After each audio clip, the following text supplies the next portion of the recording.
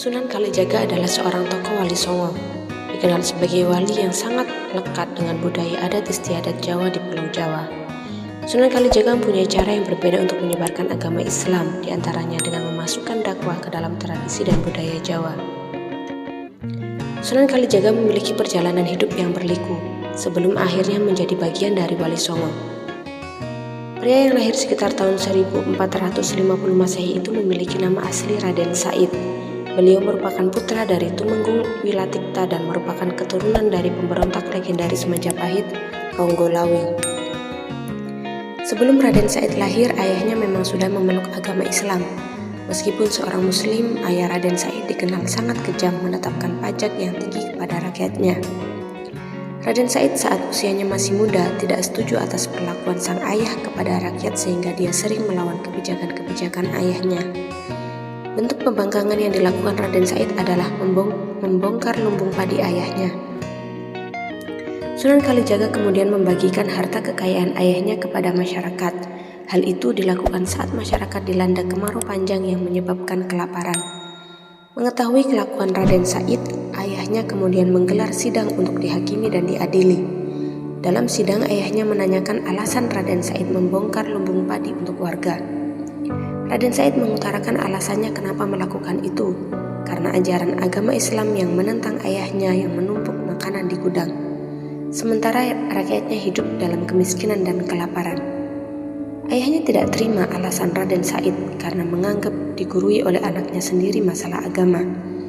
Hingga akhirnya ayahnya mengusir Raden Said dari istana. "Kamu baru bisa pulang kalau sudah mampu menggetarkan masyarakat dengan bacaan ayat-ayat suci Al-Quran," ujar sang ayah. Setelah diusir, Raden Said malah menjadi perampok yang sangat terkenal sampai di kawasan Jawa Timur. Meski begitu, Raden Said memilih korbannya hanya dari kalangan orang kaya yang tidak mau mengeluarkan zakat. Hasil rampokannya itu dibagi-bagikan kepada masyarakat miskin, dan dari sinilah Raden Said diberi gelar sebagai Lokajaya atau perampok budiman. Hingga suatu waktu Raden Said bertemu dengan seorang kakek tua bertongkat yang tidak lain adalah Sunan Bonang. Raden Said melihat tongkat kakek tua itu terbuat dari emas sehingga muncul niatnya untuk merampok tongkat kakek tua tersebut. Hasil rampokan itu akan dibagikan kepada orang miskin, tetapi Sunan Bonang tidak membenarkan cara itu. Sunan Bonang pun lantas menasihati Raden Said bahwa Allah tidak menerima amal yang buruk.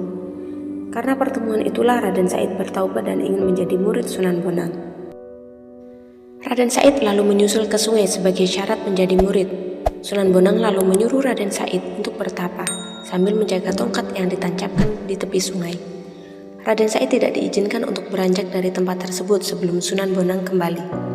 Lalu Raden Said pun menjalankan perintah Sunan Bonang sampai tertidur dalam waktu yang cukup lama, sehingga tanpa disadari akar dan rerumputan telah tumbuh menutupi dirinya. 3 tahun kemudian Sunan Bonang datang dan membangunkan Raden Said. Sunan Bonang mengapresiasi Raden Said karena telah menjaga tongkatnya dan bertapa. Setelah dianggap berhasil menjaga amanah, nama Raden Said kemudian diganti menjadi Sunan Kalijogo. Lalu Raden Said diberi pakaian baru dan diberi pelajaran agama Islam oleh Sunan Bonang.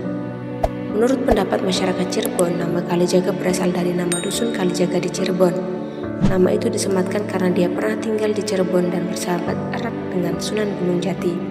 Sementara riwayat lain menyebutkan nama Kalijaga dikaitkan dengan kesukaan Sunan Kalijaga berendam di sungai. Seperti sedang menjaga kali itu dilakukan saat Sunan Kalijaga diminta bertapa oleh Sunan Bonang di sungai selama bertahun-tahun. Setelah berguru dengan Sunan Bonang, Sunan Kalijaga melanjutkan perjalanan dakwahnya di Pulau Jawa. Itulah kisah perjalanan Raden Said atau yang disebut Sunan Kalijaga hingga menjadi bagian dari Wali Songo.